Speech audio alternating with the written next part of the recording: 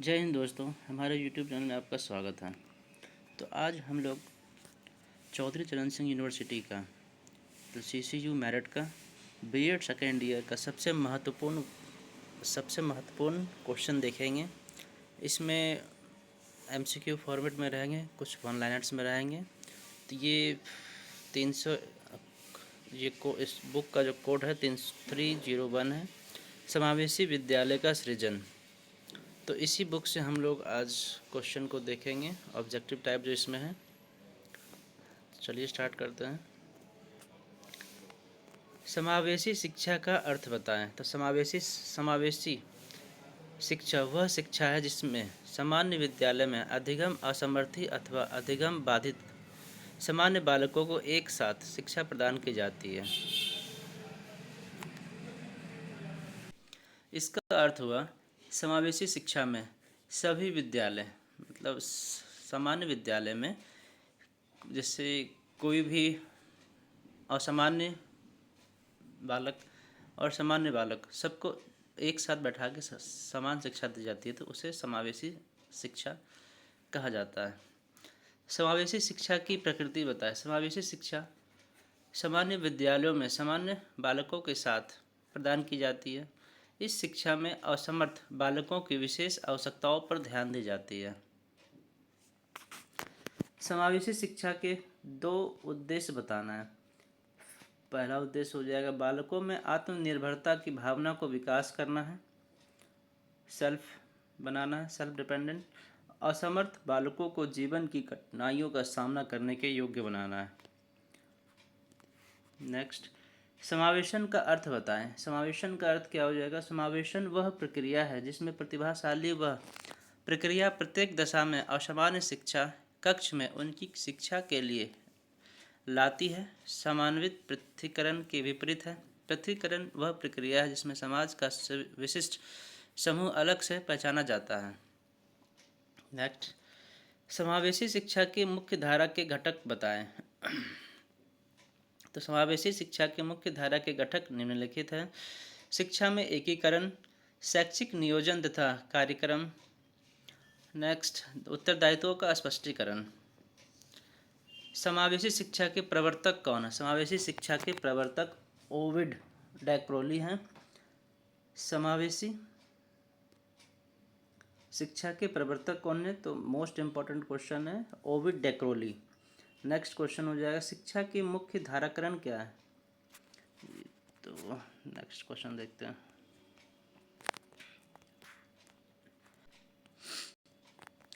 समावेशी शिक्षा के आधार।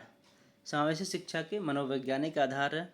समावेशी शिक्षा डैश के सिद्धांत पर आधारित है। समावेशी शिक्षा समानता के सिद्धांत पर आधारित है, तो यहाँ समानता हो जाएगा। समावेशी शिक्षा में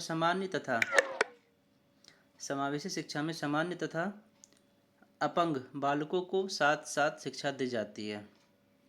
समावेशी शिक्षा से ऐसे बालक लाभ उठाते हैं जो गंभीर रूप से अपंग नहीं है। नेक्स्ट, समावेशी शिक्षा के द्वारा डैश उत्थान संभव है। तो किसका उत्थान? तो बहुमुखी उत्थान संभव है। समावेशी शिक्षा का समायोजन बालकों के लिए किया जाता है। समावेशी शिक्षा का आयोजन बालकों के लिए, विशिष्ट बालकों के लिए किया जाता है। नेक्स्ट, शिक्षा की मुख्य धारा में डैश विशिष्ट बालकों को एक साथ शिक्षा दी जाती है। तो शिक्षा की मुख्य धारा में सामान्य बालकों को एक साथ शिक्षा दी जाती है।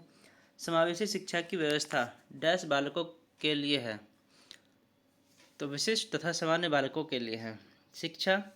विशिष्ट शिक्षा की व्यवस्था डैश के लिए की जाती है। विशिष्ट शिक्षा की व्यवस्था डैश के लिए की जाती है। किसके लिए की जाती है? तो विशिष्ट आवश्यकताओं वाले बालकों के लिए की जाती है। राष्ट्र शिक्षक शिक्षा परिषद का मुख्यालय डैश स्थित है। दिल्ली में स्थित है। राष्ट्र शिक्षक शिक्षा परिषद का मुख्यालय कहाँ स्थित है? दिल्ली में स्थित है।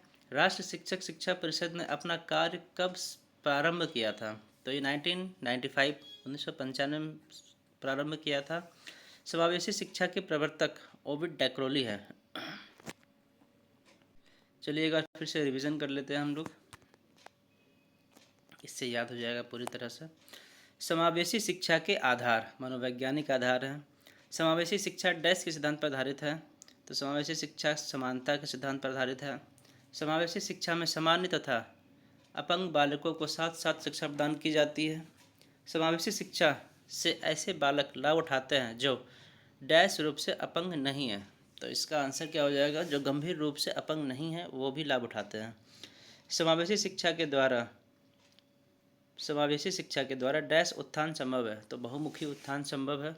समावेशी शिक्षा का आयोजन विशिष्ट बालकों के लिए किया जाता है। शिक्षा की मुख्य धारा में डैश विशिष्ट बालकों को एक साथ शिक्षा दी जाती है।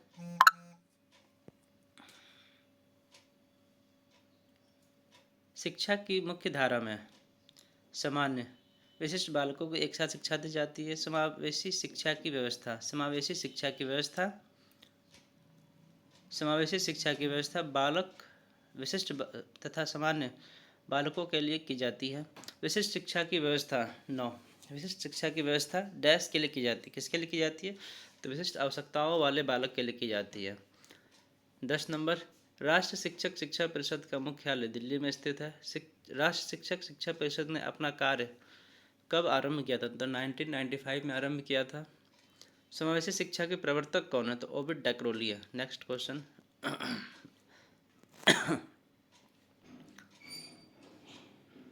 क्वेश्चन इसका हो जाएगा, अपंग बालकों को विस्तृत क्षेत्र में विशिष्ट शिक्षा की आवश्यकता होती है। अपंग बालकों की, एक मिनट। नेक्स्ट क्वेश्चन, समावेशी शिक्षा की व्यवस्था की जाती है किसके लिए, सामान्य बालकों के लिए, विशिष्ट आवश्यकताओं वाले बालकों के लिए। ए और बी दोनों, इसका आंसर ए और बी दोनों हो जाएगा। तो नेक्स्ट क्वेश्चन, समावेशी बालक समूह बनाते हैं, कैसे समूह बनाते हैं, तो भी समांगी समूह बनाते हैं समावेशी बालक। समावेशी शिक्षा के विकास के लिए कौन कौन से बच्चों को शिक्षा के क्षेत्र में ले सकते हैं। समावेशी शिक्षा के विकास के लिए कौन कौन से बच्चों को शिक्षा के क्षेत्र में ले सकते हैं, तो कार्यशील बच्चे को ले सकते हैं, मसलिन बस्तियों में रहने वाले बच्चों को भी ले सकते हैं, प्रवासी श्रमिकों के बच्चों को भी ले सकते हैं। मतलब इसका आंसर 3 का डी हो जाएगा, इनमें से सभी को। समावेशी आवासीय संस्थाएं पाई जाती हैं, समावेशी आवासीय संस्थाएं पाई जाती है अमेरिका एवं ब्रिटेन में। विशिष्ट शिक्षा के क्षेत्र के लिए आवश्यकता होती है, विशिष्ट शिक्षा के लिए आवश्यकता किस चीज़ की होगी, मनोवैज्ञानिकों की होगी, विशिष्ट शिक्षकों की होगी, डॉक्टरों की, इनमें से सभी इसका आंसर हो जाएगा। राष्ट्र शिक्षा परिषद की स्थापना के लिए सुझाव किस आयोग द्वारा दिया गया। राष्ट्र शिक्षा परिषद की स्थापना के लिए सुझाव कोठारी आयोग द्वारा दिया गया।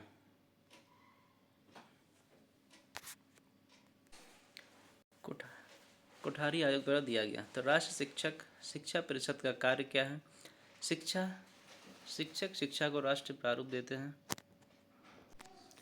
राष्ट्र शिक्षा परिषद का कार्य, शिक्षक शिक्षा को राष्ट्रीय प्रारूप देता है, ठीक है। शिक्षक शिक्षा हेतु मानक विकसित करना, ये भी सही है। शिक्षक शिक्षा में गुणवत्ता लाना, ये भी सही है। इसका आंसर ये सभी हो जाएंगे। जिला शिक्षा एवं प्रशिक्षण संस्था का उत्तरदायित्व होता है, तो क्या होता है, प्राथमिक शिक्षा का विकास करना। उच्च शिक्षा संस्थान के सिद्धांत है, उच्च शिक्षा संस्थान के सिद्धांत है। कार्यों की रूपरेखा तैयार करना, विद्यार्थियों का राष्ट्र प्रगति में योगदान करना, प्रत्येक क्षेत्र का ज्ञान, ये सभी सही हो जाएंगे।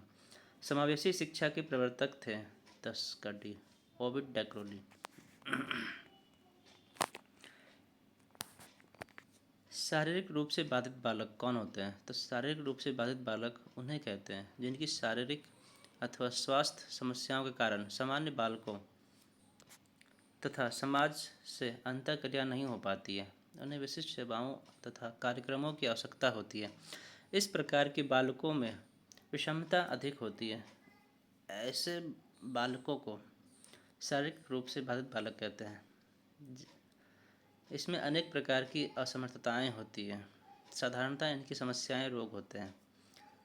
नेक्स्ट, मंदबुद्धि बच्चों की विशेषताएं बताएं। इन बच्चों की समझ में कोई भी बात सरलता से नहीं आती है, इन बच्चों में स्व निर्णय लेने की शक्ति नहीं होती है, ये बच्चे प्रायः कक्षा में पीछे बैठते हैं। इन बच्चों में आत्मविश्वास का अभाव होता है। नेक्स्ट, स्वास्थ्य बाधित बालकों की पहचान करें। स्वास्थ्य बाधित बालकों की पहचान की जा सकती है।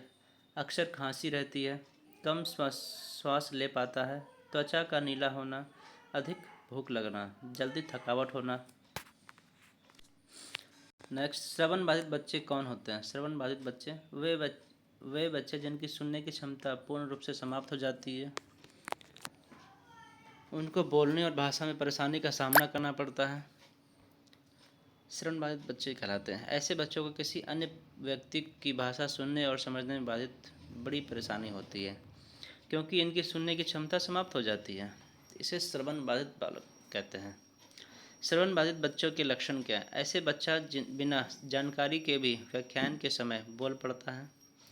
ये बच्चे प्रश्नों को बार बार दोहराने के लिए अध्यापक से कहते हैं।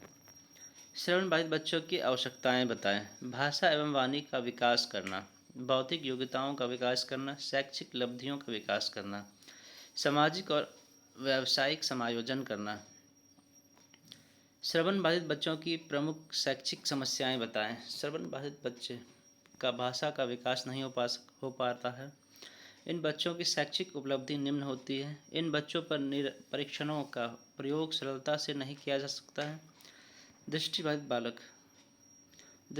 बालक वे बालक होते हैं जो ठीक प्रकार से देख पाने में असमर्थ होते हैं। कुछ दृष्टिबाधित बालक मोटे छापे की पुस्तक अथवा पठन सामग्री पढ़ने में असमर्थ होते हैं। ऐसी परिस्थितियों में वे कम काम कर सकते हैं।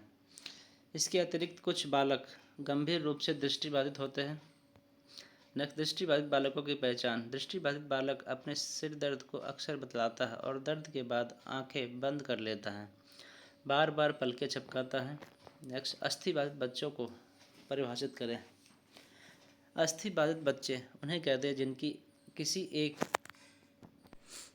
या अधिक हड्डियों में दोष आ गया हो, जिससे वह सामान्य बच्चों की भांति शारीरिक अभ्यास करने में असमर्थ होता है। ऐसे बच्चों की मांसपेशियां अस्थियों में किसी कारण दोष आ जाती है, जैसे विकलांग लोग, उसको अस्थिबाधित बच्चे कहते हैं।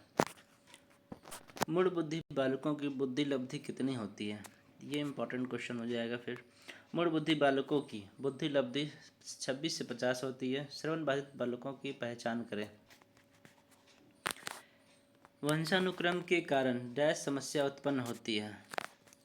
वंशानुक्रम के कारण डैश समस्या उत्पन्न होती है। वंशानुक्रम के कारण स्वास्थ्य समस्या उत्पन्न होती है। मंदबुद्धि बच्चे या मानसिक मंदता का तात्पर्य डैश मानसिक योग्यता से है। इसका हो जाएगा मंदबुद्धि बच्चों या मानसिक मंदता का तात्पर्य मानसिक योग्यता से कम, मतलब औसत से कम हो जाएगा। मंदबुद्धि बच्चों में डैश अस्थिरता होती है, संवेगात्मक अस्थिरता होती है। तो अधिगम असमर्थी बालकों को भाषा समझाने तथा डैश करने में कठिनाई होती है। तो इसका आंसर हो जाएगा भाव व्यक्त करने में कठिनाई होती है। मानसिक पिछड़ेपन के लिए वंशानुक्रम तथा डैश दोनों समान रूप से जिम्मेदार होते हैं। मानसिक पिछड़ेपन के लिए वंशानुक्रम तथा वातावरण दोनों समान रूप से जिम्मेदार होते हैं। दृष्टिबाधित बालक जब दूर की वस्तुओं को देखता है तब शरीर में